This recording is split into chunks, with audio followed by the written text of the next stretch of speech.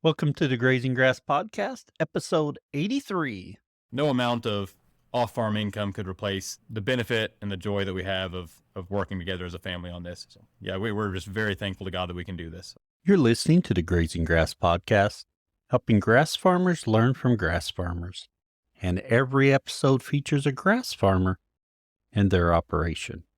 I'm your host, Cal Hardage. You're growing more than grass. You're growing a healthier ecosystem to help your cattle thrive in their environment. You're growing your livelihood by increasing your carrying capacity and reducing your operating costs. You're growing stronger communities and a legacy to last generations. The grazing management decisions you make today impact everything from the soil beneath your feet to the community all around you. That's why the Noble Research Institute created their Essentials of Regenerative Grazing course to teach ranchers like you easy-to-follow techniques to quickly assess your forage production and infrastructure capacity in order to begin grazing more efficiently. Together, they can help you grow not only a healthier operation, but a legacy that lasts. Learn more on their website at noble.org/grazing. It's noble.org/grazing. Be sure and listen in the upcoming events for grazing courses coming near you. On today's show, we have Nathan Smelser, PA Lamb. We talk about him getting started with no experience in sheep and his journey to where he is now, some of the hiccups he's had along the road, as well as some successes. Really good episode, and I think you'll enjoy it. Before we get to Nathan, 10 seconds about my farm. And we're going to not talk too much about the farm this week. We're actually going to talk about the Noble Research Institute Essentials of Regenerative Grazing. Been able to attend that class and really enjoying it. A big treat was when I got there, Jim Garish was one of the facilitators. So that was very exciting. I will have more information how that went in coming weeks.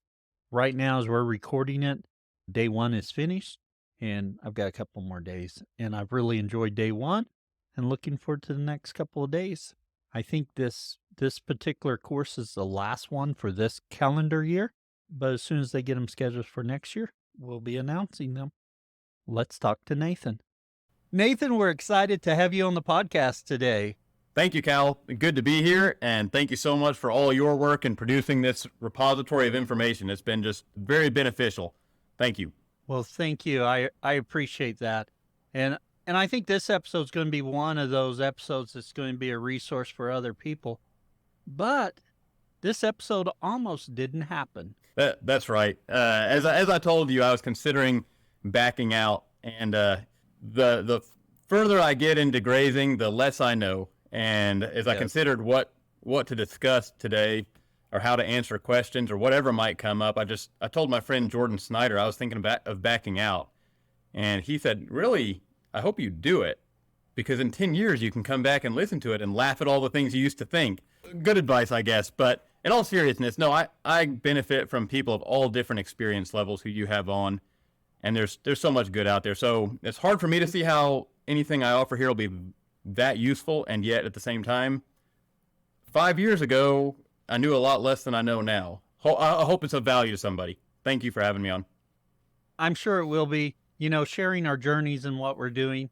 Someone may connect with your story, and you may say something everyone else has said, but the way you say it or your journey connects with them, and it causes them to take that next step. And that's what we're hoping, that each of us just implements one more regenerative practice just as we're working forward to make this earth a better place.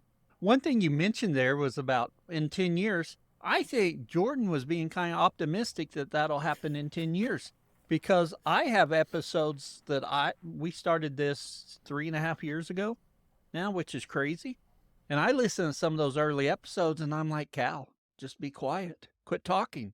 So, and one of my early guests, I was talking to him the other day, and I was saying, "Hey, I need to get you back on because we're planning some catch-up episodes, and we'll cover what's happened since then." And he's like, "Oh, man," he says, "I said some crazy stuff on that episode." Ketchup and mustard, or just ketchup? Yeah, just ketchup and maybe a little mustard too.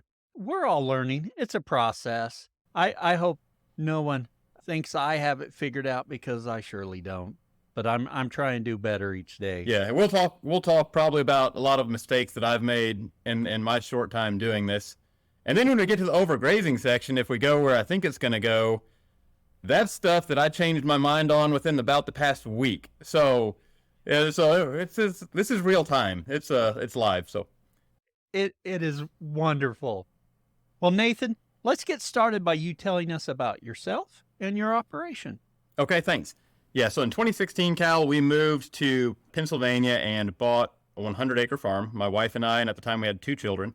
I had been an engineer with an oil company in West Texas, and they were a great company. Hard times in the oil patch about that time, so they were offering severance packages.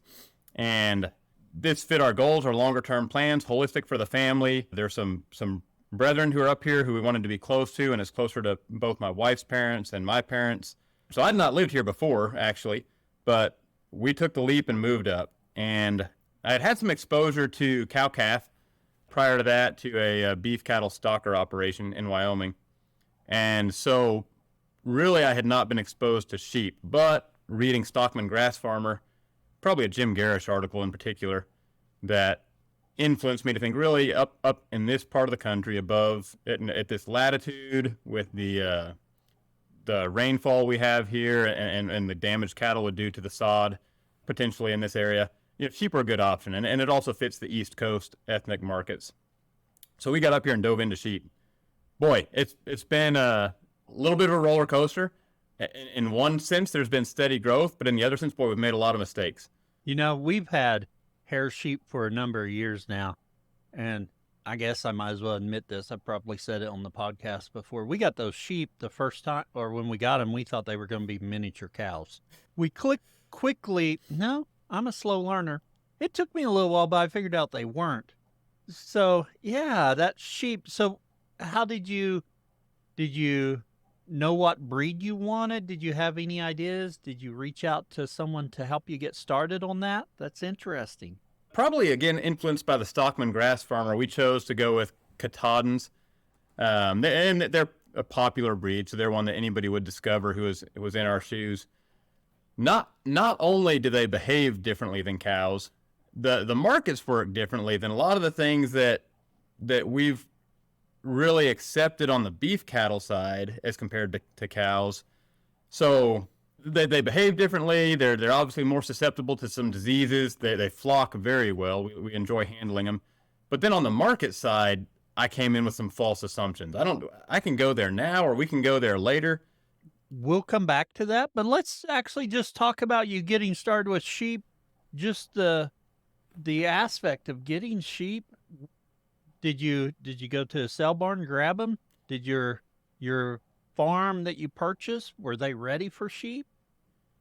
So the farm was bare land. It had a little bit of old barbed wire fence on it. It's on a slope. Bottom elevation is about 1,400 feet. The top of the pastures is about 1,700 feet. So it's pretty good elevation. Really, really poor soils. Very, very poor soils. Very little topsoil with rocky clay underneath that. It had been grazed. The rougher sections were just grazed with cattle, nonstop, continuous set stock.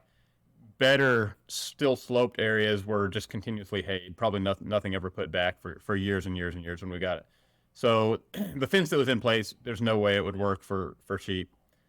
We moved up here, and so I'd left a job. We got up here, and coming into it, I thought, even if I can't line up a job up here, and I had a tentative possibility, but nothing nailed down, we'd make a run with livestock and just take off rolling and be livestock from the get-go. And once I got up here and started cutting locust posts and then trying to plant them, and boy, I had a friend that we made up here came down and brought his post pounder, and they hit the rocks in that clay and just go all kinds of crooked.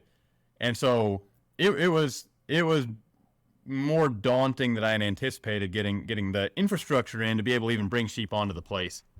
So were you going with you putting in locust post and woven wire for a exterior fence? At this point, I don't even remember what I was thinking for wire, whether woven or high tensile. But I was going to do locust posts. There's still a line of my original locust posts that I basically just abandoned. they're a monument to a early.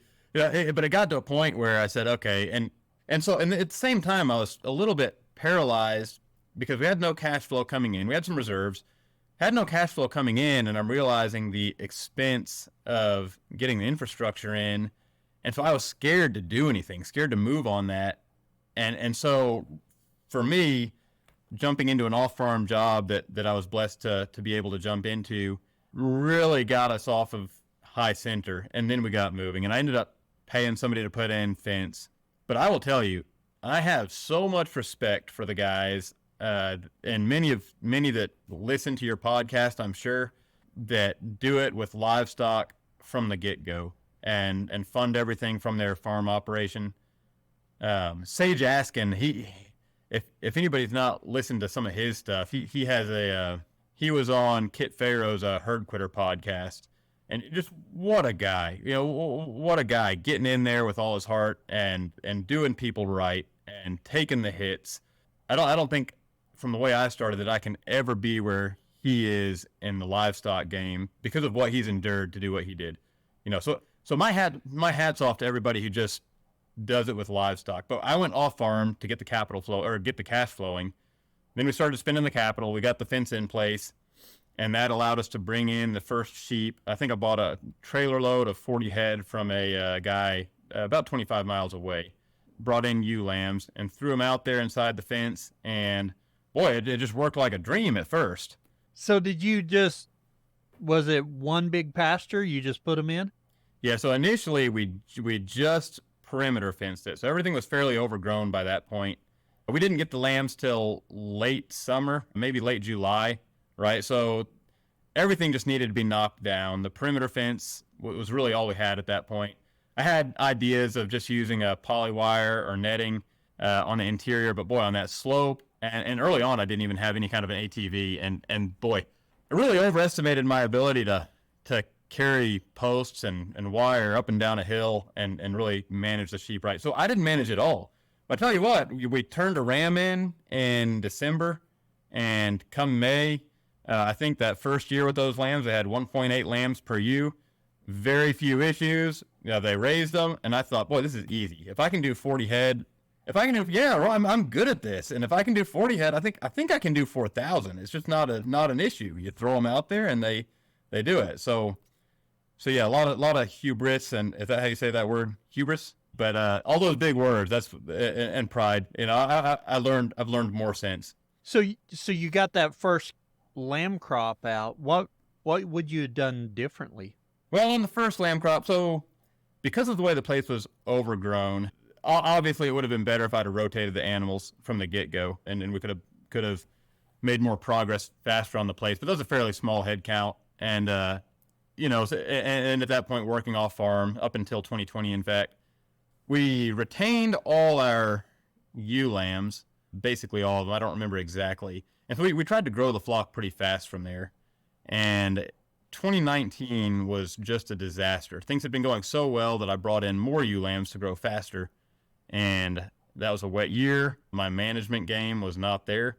And boy, the barber pole worm, we had some real losses, and I was working a lot of hours off farm and then coming home and running animals through a very crude working chute, and it was ugly. Now there can be good that comes from those things, but I should not have let it get to that. Yeah, we lost a lot of animals. And that barber pole worm, and you see a lamb or a ewe that's just not doing as well, not as thriving like the rest of your flock, you've got to get on that. You wait a day, 2 days, they may be dead out there. Right, and we tried to go for some parasite-resistant genetics or genetics that we thought were parasite-resistant, but ultimately you've got to manage them. I mean, sheep need a shepherd. They've got to be managed. You've got to manage your grass and graze properly, and we just weren't doing that. But that was a real wake up call, Cal. I mean, really, it's very small scale. I mean, but for us, that was a real wake up call. So we ended up, I think we had enough animals at that point, and the timeline's a little fuzzy in my head, that if we were going to grow, I needed to do better management, but we also needed access to more grass. So we did pick up some more acreage that year.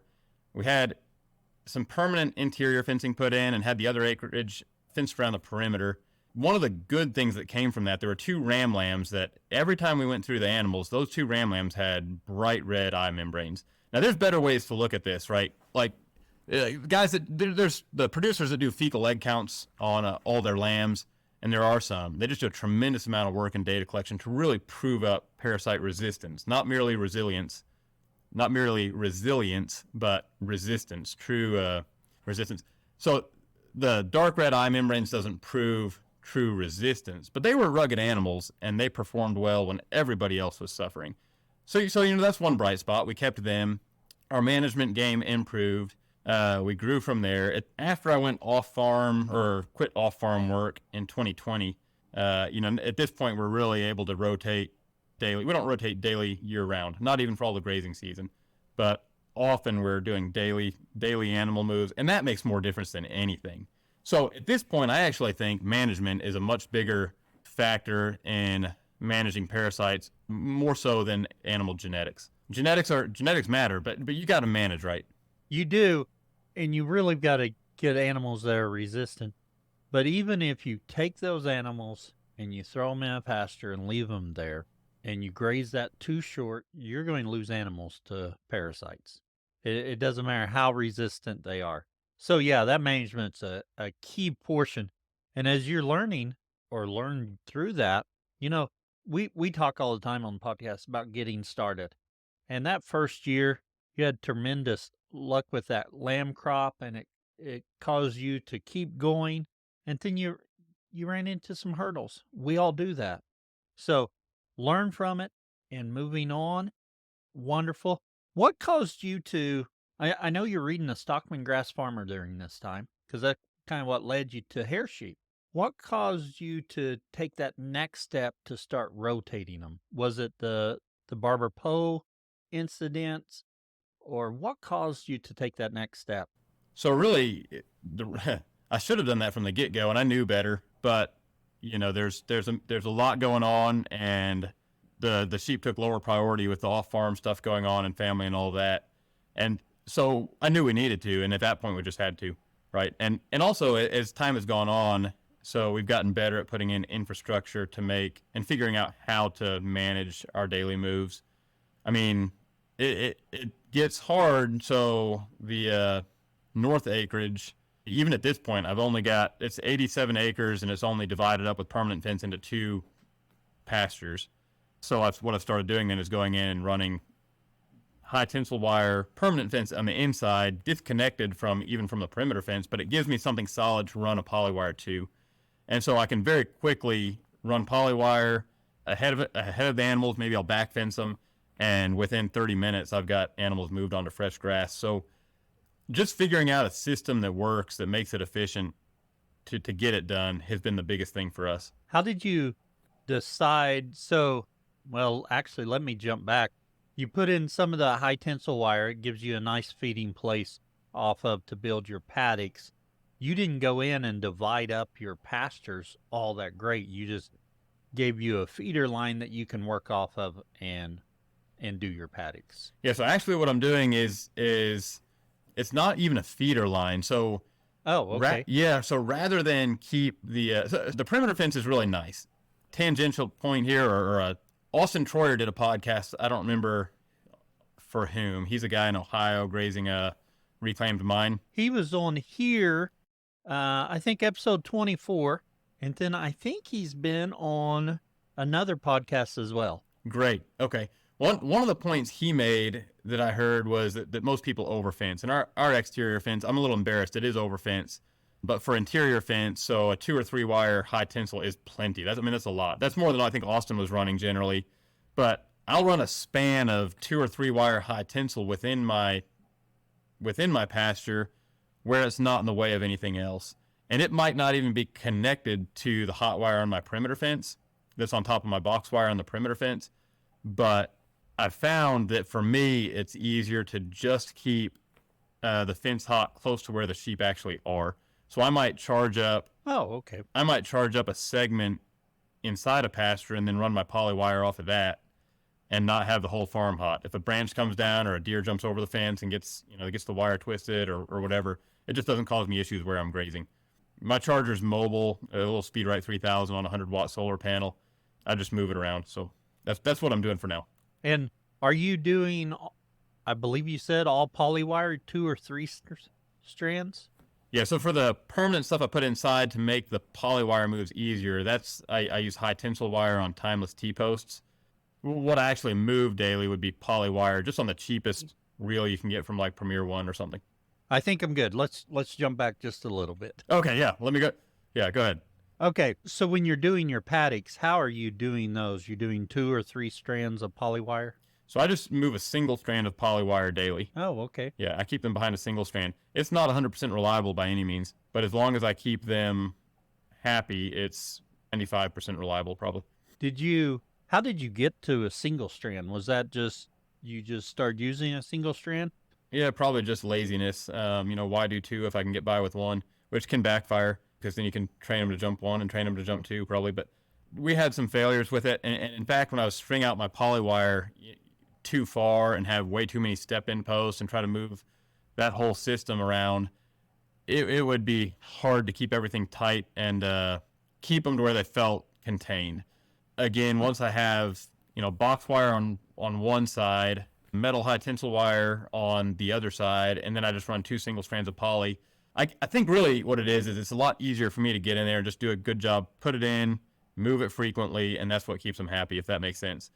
When it gets too complex and I've got 200 T-posts or 200 step-in posts out there and polywire strung out every which way, it's hard to get it all moved and get it set up well in the next spot, and we're just too far off of anything permanent for me to have a way to do it efficiently. Yeah, one of the goals I have for 2024, it sounds crazy to be talking about it, but one of my goals, I've just started a project. I weaned a few calves, and I put a few lambs that I just weaned in there. And the lambs are 6 months old, because we don't wean our ewe lambs. We just leave them on the ewe. I thought, I want to try this because I'm wanting to do putting some sheep on leased land. We run all of our sheep on my dad's place here. It's all nicely contained and works well, but I'm wanting to branch out. So I have those dozen ewe lambs with some weaned heifers, and I'm hoping, my goal is they bond and become a single unit where I'm going to leave them pinned up pretty tight and just feed them hay in the corral and get them hopefully bonded so that I can put them out there and do a single wire, because I think about doing 2 wires and I can do it, but I don't really want to. Labor is a factor. It is. I got some meat goats earlier this year, just a handful, and I was running those in electro netting. But man, that is a lot of work moving that, and when every plant's got a hook on it or a thorn on it to grab it, it's just awful to deal with. Now, if I was doing it out in the open, and I did do some out in the open, that wasn't a problem. I could put it in without a problem. It was a little bit more work for this lazy farmer. Wait, I'm not lazy, I'm an efficient farmer. You know what efficiency is? It's laziness with good PR. So I need a PR person. Maybe you can help me out on that. yeah, there you go. So my goal is I'm going to try that single wire and working towards that. So it's exciting that you're having decent success with that. I can see how if you try to hold them in a spot too long, that's not enough to keep them in place if you're not giving them enough forage. I think your summary of netting is exactly what I've found as well. A little more on the single polywire. Man, I hope that works for you. We, in the summer of, it was last summer in fact, we were exceptionally dry here in northern Pennsylvania. And I mean, it rained that year. I think it rained in April, and I don't think it rained again till September or something. No, maybe August. I mean, it just unheard of dry conditions here. So there's some other learnings I could mention from that. But long story short, and to what you're talking about, neighbors opened up their hay fields because nobody was making any second cutting. And so we took our sheep onto the stubble, and that's all there was, but took sheep onto the stubble, and we were putting 8 or 9 acres a day behind a single polywire and had the whole flock behind that and no other fence. And for the most part, now I did not sleep well with the sheep out there like that, and I didn't feel comfortable putting a dog out with them either, with the fence like that.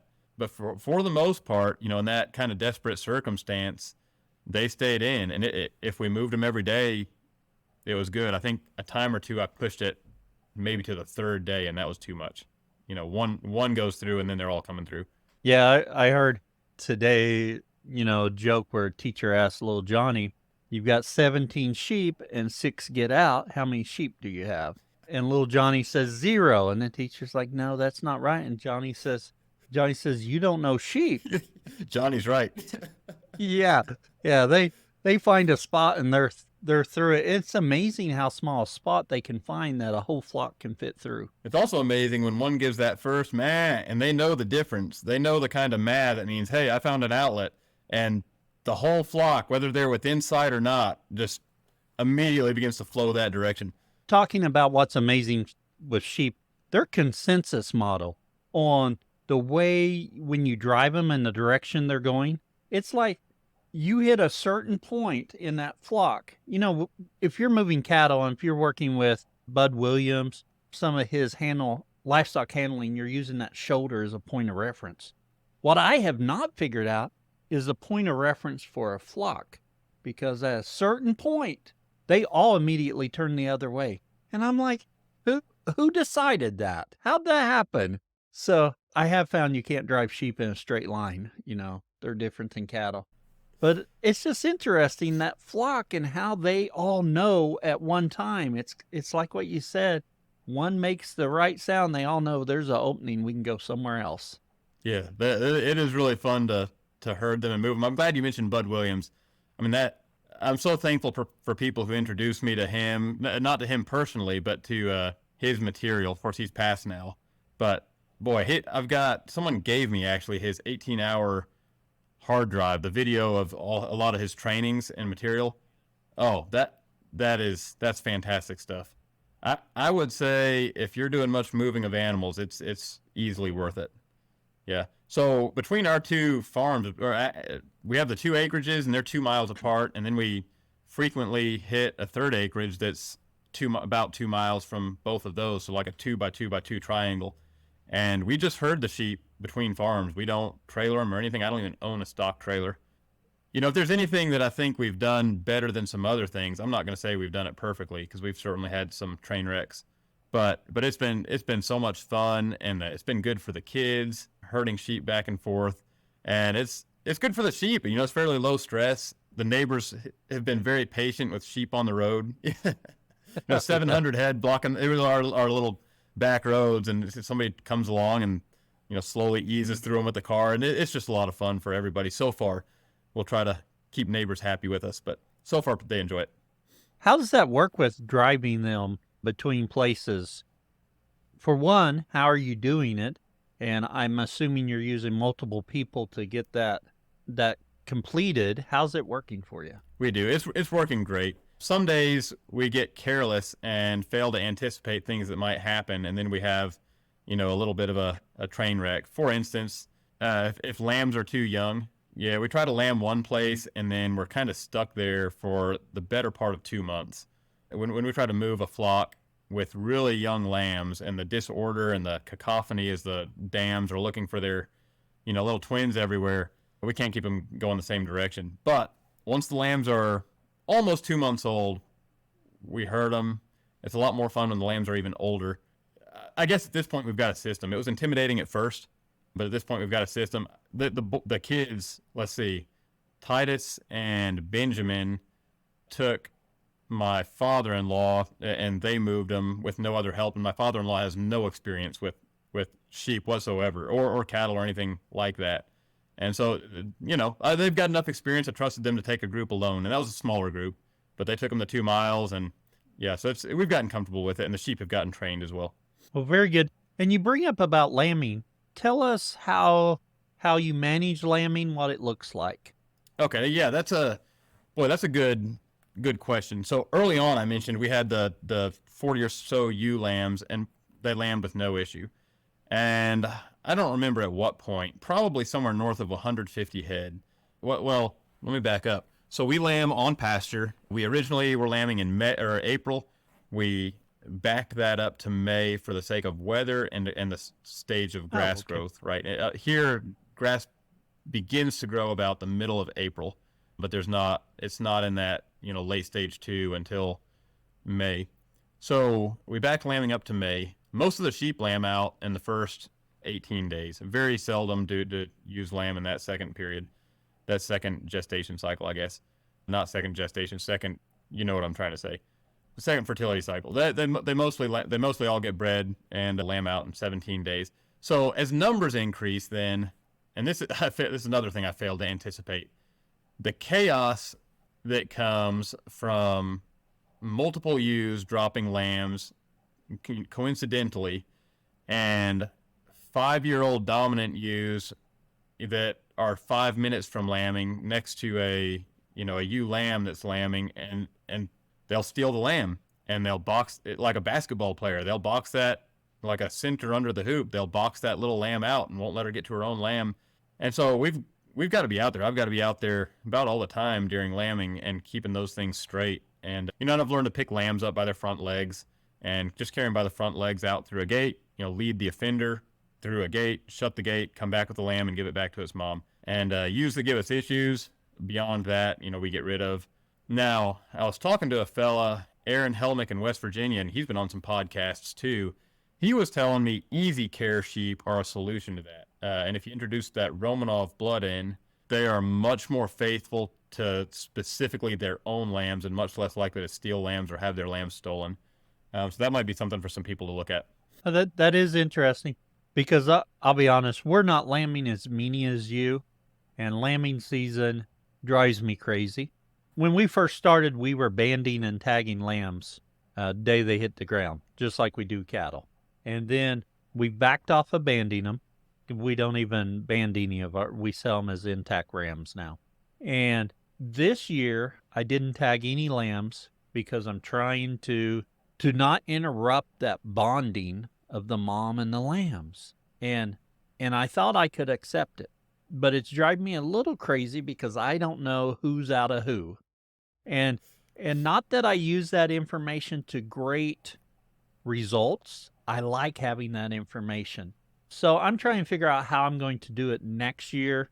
And I haven't quite got that figured out because the other thing I like to do at the end of 3 weeks of lambing, everything that's going lamb has basically lambed. And we have the last few years, lambing slows down. We load up everything that's left and sell it. I know when we do that, someone got some bargains because there's probably some ewes in there that's getting ready to drop. They just didn't do it on time for us. But then there's going to be some ewes in there open, and we've just made it that actually when it lines up with the next sale, we load up everything that doesn't have a lamb, and they go to town.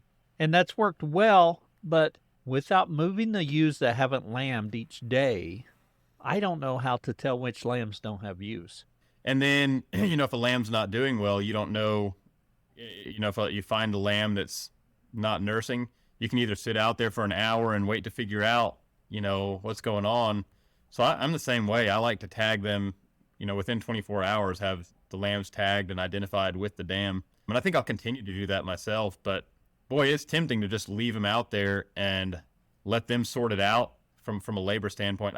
On the balance, though, I like to know how my individual ewes perform, and I don't know a way to know that unless I tag those lambs right there after birth. I agree. I thought this year, didn't lamb them at birth, trying to promote that strong bond and not get in there and mess up anybody, because I've had ewes that I go to tag their lamb, and then then I've got a big problem because that ewe ran halfway across the pasture and she won't come back.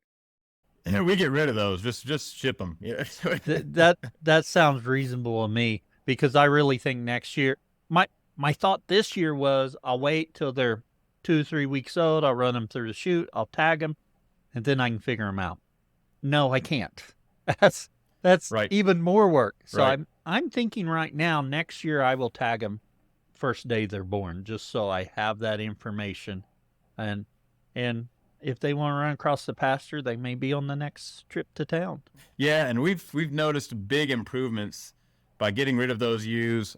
You know, it is infuriating when you're out there and you go to tag a lamb and the dam, the DAM, the dam, the mom takes off, and yeah, sounded like I was saying something else there. But she takes off and goes running through the flock looking for her lamb. Because when you pick, people who don't have sheep don't understand, but you pick that lamb up, she completely cannot see where her lamb is and does not even know where it is.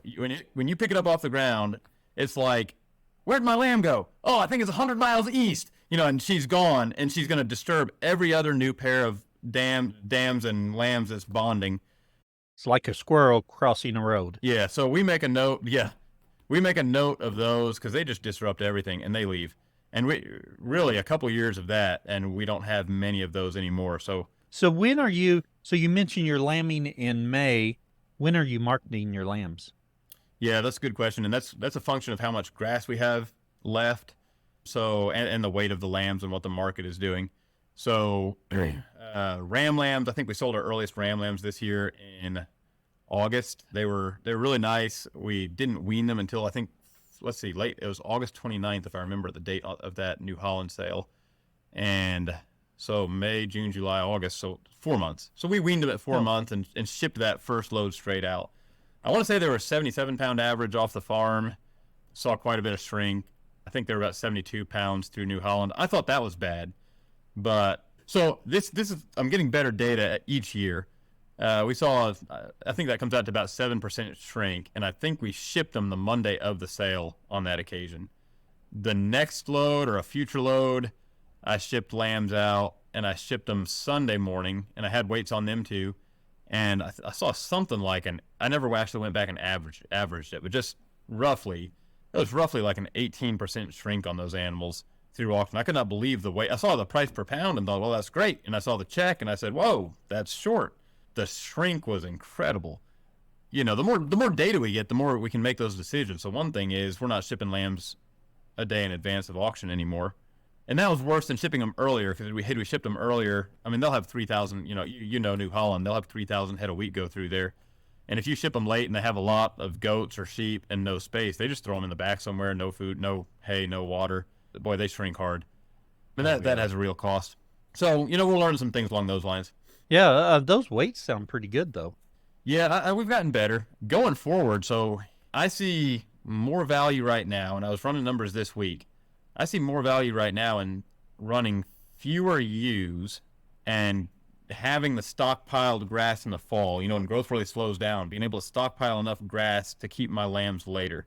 Here's where the sheep, not only are sheep different than cattle, I'm learning more and more about the ethnic markets that we sell into, and those markets are different than cattle markets. So coming a little bit, I'm definitely not I was exposed to beef. I can't claim to be, to know a whole lot for sure, but, Kit Farrow's done a good job making the case that rather than run a bunch of big cows, I'm making a comparison here. Rather than run a bunch of big cows to try to have a bunch of big calves, you're better off running smaller cows, having smaller calves, but they wean at a higher percent of the maternal weight. You have more of them because they're smaller, so they're more efficient. You got more of them per acre, and they sell at a higher price per pound, right? So that's the beef world, and that all makes sense. So coming to sheep, I thought, well, lamb weight, I'm not going to chase weights. And so I ended up being pretty content to send lambs off early or light. Well, that's really a folly in the sheep markets. For one thing, the lighter animals don't go for more per pound. The ethnic market recently, in recent years, is just flooded with lightweight lambs. That's not really what they want. So the ethnic sheep markets are actually, unlike maybe the beef markets were, or maybe they still are, I don't know, the ethnic sheep markets are paying for the weight. So I've got like the New Holland report from Monday right here in front of me. I guess this is a week ago Monday, and I'm looking at the prices on hair sheep, what they went for, and for what it's worth, it's hard to get an accurate report on this market, but the reporter that's there now, the USDA reporter, does a better job than she does a pretty good job. But price on lambs. So you have 45-pound lambs going for 235. You've got 102-pound lambs going for 235 100 weight. And you go up and down between them, and what you see is it's a function not of the weight of the animal, it's a function of how meaty the animal is for its weight. So over on the right, and yeah, I didn't used to pay any attention to this. If anybody's seeing on here, this dressing over here is all important, and it either says average, high, or low, and that's what they want. They want an animal that with a carcass that yields, and the number that I'm told is 52% hanging weight versus live weight. So one of the things, and this is we're going to start focusing more on carcass quality. We hit about the middle of the market, but if we'll grow our lambs bigger, well, that's more revenue per ewe, and our ewe count is what drives our cost, because every ewe takes one hay bale to get through winter, right? For us, so fewer ewes means less spent on hay, and if we grow those lambs out longer, lambs go through like a teenage phase where they get real lanky, especially the Katahdins, and they get real lanky in that 5-month age. But if you can get them past that, then they really begin to bulk up and dress out a little bit. And that's where we want to have our lambs. So I don't remember how I got on this. I just started rambling because I wanted to talk about this stuff. But but I do think this was a folly, and I think it's good for people to hear, because especially in the circles that we're in the grass and the grazing circles, there's a lot of push on low input. Yeah, absolutely. Low input sheep, low cost, hair sheep, bring in some St. Croix.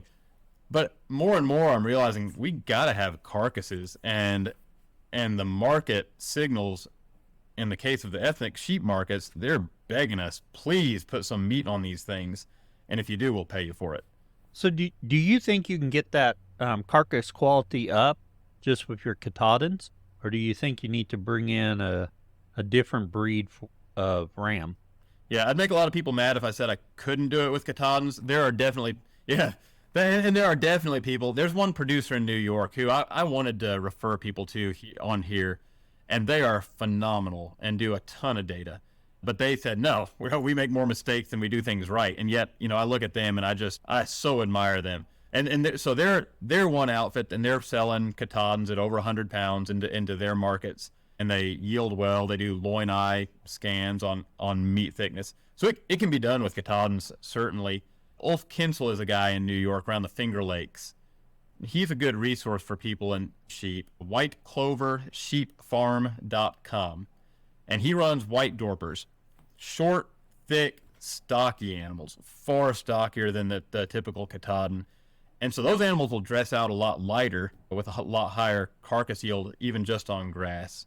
So for us, I mean, go and look to this. Anybody who's listening to this, go and look at what Ulf Kinsel is doing, or look at some of the Katahdin producers that are getting them up there above 100 pounds and getting those yields.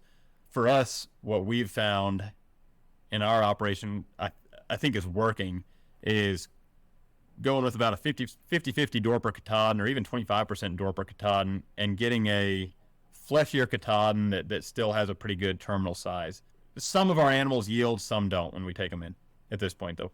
I notice when I look at my Katahdins, there seems to be, at least in my flock, 2 different body types. I get a little bit more compact ewe that carries more meat on her, and then I get some lanky ones. Mm-hmm. And those taller, lankier sheep I like because of the size. But to be honest, if I start looking at dressing percentage, it's probably that compact ewe that her lambs would probably dress out better.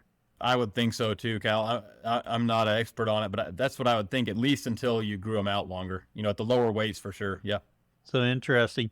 We try to hold our ram lambs till January, and we just grow them slow, but we don't get, I don't know. I'd like for them to get bigger, but there's a certain breakage point in our prices in January that if I'm too big, we take a big hit. So we're trying to grow them slow, just on grass, see how that goes. This year has been a wreck. You were talking about barber poleworm earlier. This year we got more rain in the fall, not in the fall, in late summer than we normally do. And I had a mess. And I usually, we have not had that near that big of an issue like we did this year. So I don't know. Back to the drawing board on that. I tell you what, every time we think we've got one thing figured out, the next thing crops up, right? Or maybe the same thing hits us again. Boy, yeah. That's good, though. You're keeping them until January. Because the other thing is with the sheep market, the beef market, I think, is more steadier seasonally. But lamb market, it really comes, well, maybe that's not true for the, I don't know anything about the beef market, so ignore whatever I said on that. But I think lamb market sure comes up, it's starting to come up a little bit now in November. And it should continue to come up about to January. So you're probably doing about as good as you can do, price-wise, if you can graze them into January. If I can graze them into January and they don't get too big, because they start getting too big, I've got to move them earlier. Yeah, that's right. So where do your market, or where do your sheep end up going? Do you know what markets they serve ultimately? We sell them in Diamond, Missouri, and I'm not sure where they go from there. I assume east, but I don't know where beyond that. Diamond, it's about an hour and a half east of us, and they've got a pretty good market there. They are, of the sheep and goat auctions around us, they're the best. Most of the others are really small, and I've tried a few of them, and I just don't think I get good prices there. I think they're picking them up and selling them somewhere else. Yeah. Diamond, we get a pretty good price, or what I feel is pretty good. I've never in my life sold an animal by the pound and thought I got enough money. So that's just a fallacy of my thinking. Boy, I understand. It's hard to watch them go through auction. Yeah, and feel that way. I do see that too, though, that you've got to take them to an auction that has buyers, and if there's not enough sheep to go through, that there may not be sheep buyers and no competitive bidding. One other option that we have available to us that you may have there on a smaller scale, but the ethnic markets have dealers. There's, I think, maybe 4 primary dealers that service the East Coast ethnic markets, and it's likely that your sheep are coming into these markets. I know even in San Angelo, Texas, which is a huge market, something like 40 to 50% of the lambs that go through San Angelo come here to New York and New Jersey. And that blew my mind. But one of the big dealers up here is fantastic. He'll tell you, I didn't take sheep to him for a long time because he would always tell me, feed him grain. So I knew he wasn't looking for what I was selling, right? Finally, I took some sheep to him, and he still said, you need to feed him grain. but he gives a fair price. He's a very high integrity man. It's Kingdom Livestock, Ephraim Stoltzfus and his son Samuel. And they just are extremely knowledgeable. They do extremely high volume. But what's cool there is they know what the meat markets really are looking for. And they have to know. I mean, they're moving moving trailer loads of sheep, like triple deckers out of there every day. So he really helped me just understand why the animals are valued, where they're valued. He gave me market price. I didn't have to pay auction commission, and others have good experiences too. So there's more benefit going to the private buyer who knows the market for us now, I think, than taking them to auction and just getting that price. Our local ag teacher at school where I work, he has been trying to convince me to take sheep to, like, 2 hours away, there's a buying station. And I don't fully understand it, and you got to call ahead and stuff, but that's where he's been taking sheep. And he's doing show sheep, so he's got a little bit different type of weather to sell than I do. Mm-hmm. But he's been pretty happy with that. He's been trying to convince me. In fact, just as a tangent, since I brought it up, he's got an old stock trailer in the ag barn that the kids are working on to turn it into a double decker. I keep telling him, this is going to be great. We can use this. He's like, yeah, anytime you need it, you can. That's great. Yeah, because it seems so inefficient to have 5,000 pounds of sheep in like a 20-foot trailer versus. Oh yeah. That's great. Double deckers are great. Good for you for selling them on the hoof. I see a lot of that. I mean, a lot of guys sell direct, and that's wonderful. The guys that can do that, which is a whole separate business, right? I really like focusing just on the production side and really honing the product, the animal on the hoof that's going to then go to a packer, and hone that and use the market expertise that's out there to refine our product into something that's efficient for the market. And then if at that point we were decide to direct market, we'd be going into it with a carcass that was very competitive for our own purposes, right? So there's really value in just being really good at your one enterprise and your one segment of a market. So good for you, yeah.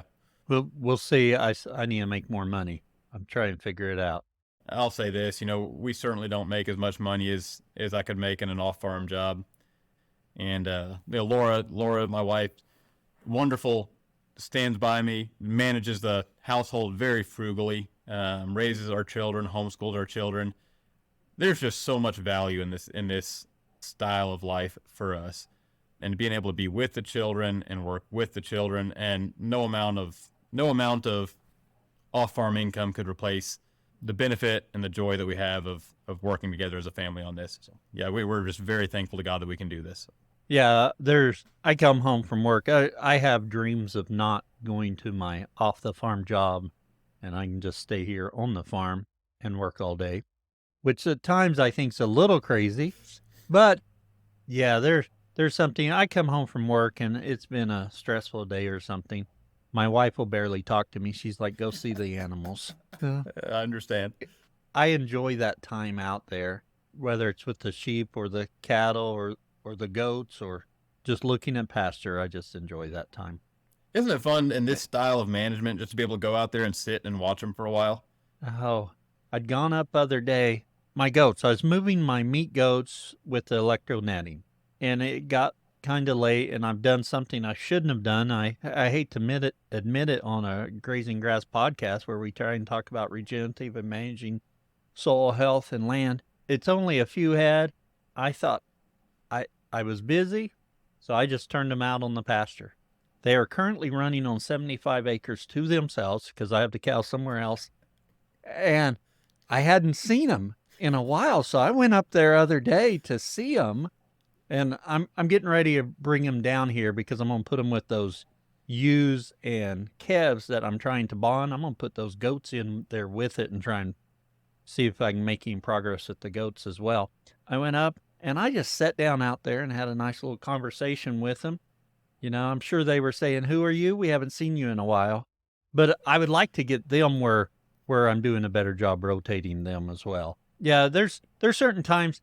The great thing for you without having the off the farm job, you've got time to go out there and do stuff. And even with that, you've got to have freedom of time so you can do other stuff.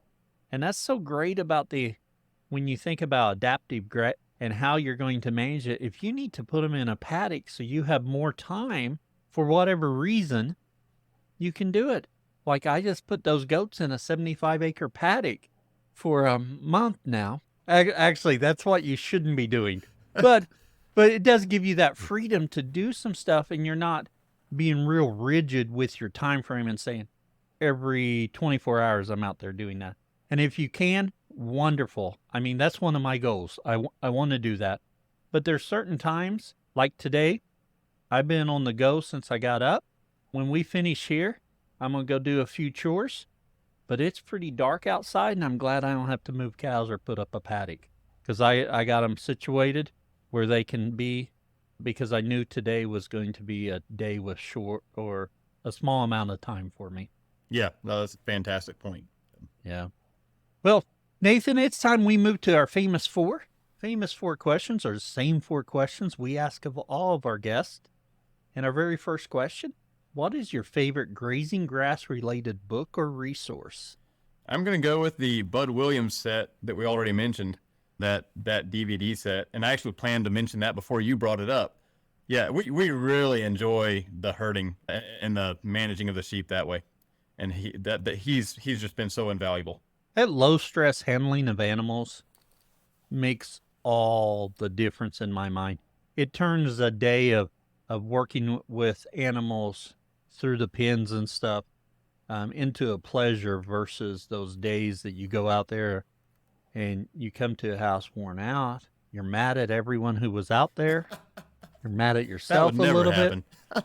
Yeah, it wouldn't, but I've been through some of those days. Me too. And Yes, sir. and just handling them quietly, low stress, understanding that point of balance makes a tremendous difference. In fact, we've got our pins set up really good, and I'm not changing them. In fact, I say we're not changing them. There's a couple more pins that we're putting up to have it finished, but we have a tub, and I would love to have a bud box because on my lease land, I put up a bud box and I use it, and I think it's the greatest thing. And I think it actually works better than the tub, but that's my opinion. That low stress handling, it just makes it go so much better. So if you're listening out there and you're like, low stress handling, what's he mean? There's a few books out there. Search the web about Bud Williams. You can see lots of examples. It makes a tremendous difference in your quality of your day of working cattle or whatever livestock it is. Yeah, absolutely. Yeah. Our second question, Nathan, is what is your favorite tool for the farm? I really like my old John Deere 4x6 Gator. Picked up the 4x6 Gator used, when maybe the second year. I don't remember how soon after we were here.